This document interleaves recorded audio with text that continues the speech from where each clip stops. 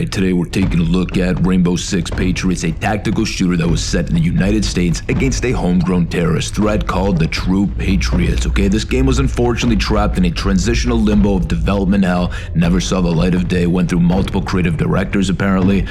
So yeah, this game just did not make it, man. And it was also around the time that Ubisoft started to push towards being a multiplayer focused company, but we will get into that a little bit later on in the video. So I'm going to set you guys up here with a quick little part of the gameplay that was revealed, and we're going to break it all down and kind of go through it together, and let's have a little bit of fun here today, okay? We are the True Patriots. It's time for a new balance of power. You may not answer to the governments, but you will answer to us. Get him up.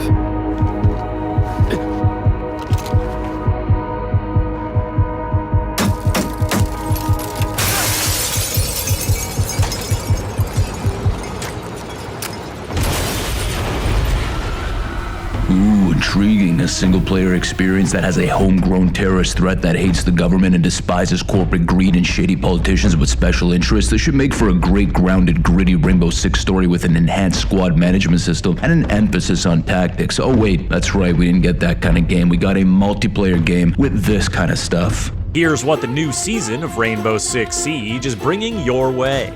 A new attacker named Sens and their ROU projector system, a wheel that rolls along the ground and deposits projectors that create these walls of light, cutting off the defender's vision.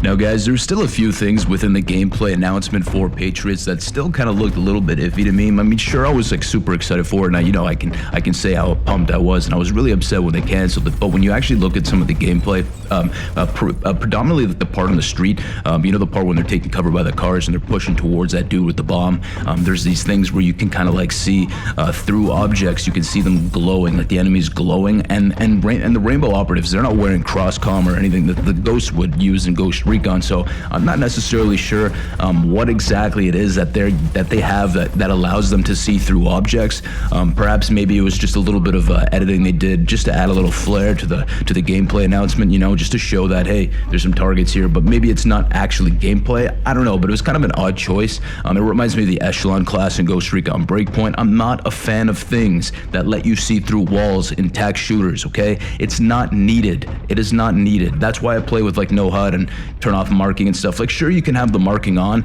if it makes sense to the context. Like, yo, if you're a Ghost and you got cross-comm on and you have targets marked and you can see their target marked behind a wall, then sure, that makes sense. But when you give a player these like fictional eye goggles that allow them to see through any little damn thing, it becomes a little silly, and then that's where you start to get into to waters where I'm not really willing to risk dipping my toes into. What did you do? What I had to do. Now, the gameplay was going to return to that same style of Rainbow Six Vegas 1 and 2 had, okay? It was that first person while on the move perspective, and then it would switch to that third person when you're in cover. And I was always a fan of this approach to cover and gameplay in Rainbow Six, guys, okay? Obviously, with the release of Siege, we never quite got that same style in player control back, but it would have brought back even the return of breaching and clearing 2 that we had in Vegas 1 and 2, the ability to rappel up and down walls. Even while upside down, you can flip your character over and lead with your head and your pistol. I swore I heard. Now, Rainbow Six Patriots would have also brought the ability to breach through walls and ceilings, man. It would have been the first for the series, man. I guess Siege ended up having that in the end, but it would have been really cool to have some destruction environments in a single-player Rainbow Six game for the player to enjoy, okay? Not just a multiplayer. Shut up!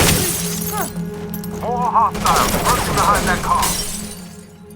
Now, Rainbow Six Patriots was supposed to come with 3 main modes: single player, co-op, and multiplayer. Now, the single player and the co-op modes were planned to take players on what the devs said was an evolution to the Rainbow Six series. The players would face tough ethical decisions and be put in situations that would make the player have to make a split-second, moment-to-moment decision that could perhaps even change the outcome of the story or leave the player feeling a certain kind of emotion. I don't know. It was kind of unclear how exactly these tough split-second decisions would ultimately alter the overall experience. They never really got that far into development or into explaining that aspect, but these were things that they were apparently planned and working on, and it was going to really make this game a memorable one as well as a immersive one, okay? And sadly, as you guys all know, none of this ended up becoming the game. Remote detonator. This is bad. There's more than 100 people still in the kill radius. We're out of time.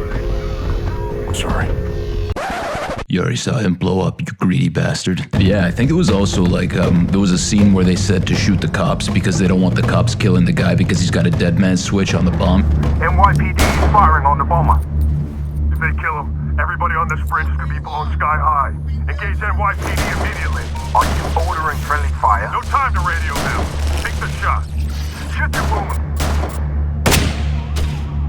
There's even a moment there where you and your team shoot the dude's legs. Well, obviously it's not you and your team, but it's the guys playing this. Actually, I don't think there's anyone even playing this. I'm pretty sure this is just a scripted kind of cutscene thing. They used obviously the in-game engine, and they completely scripted the events that happened. Even the animation that the player moves, all the player movement, the way he moves his gun, all that is completely on a rail. There's not actually anyone playing this, just so that's a heads up, in case I didn't point that out yet, which I know I didn't, so I'm pointing it out here now.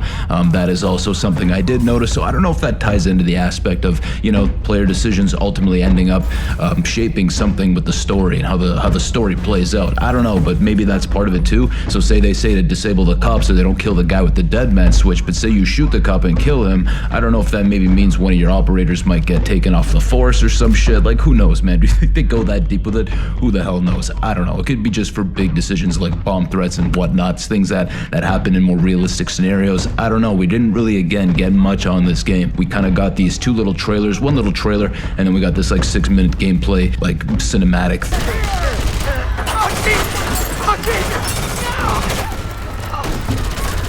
The van is on fire! Take cover!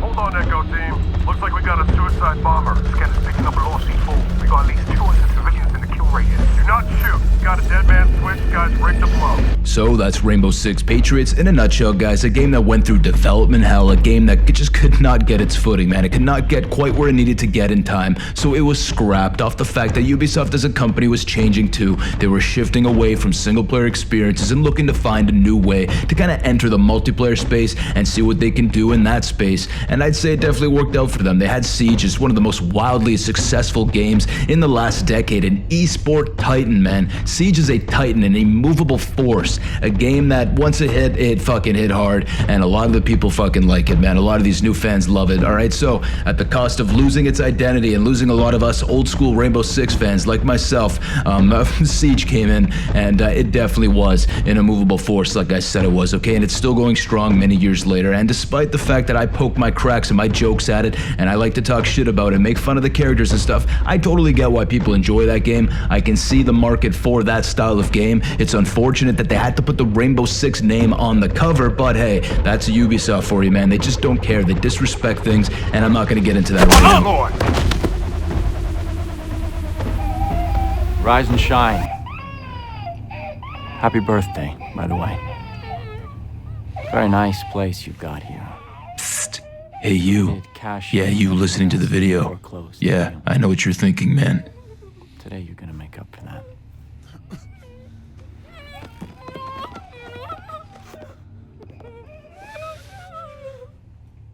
We'll do exactly what we say, or we will field dress her like a deer.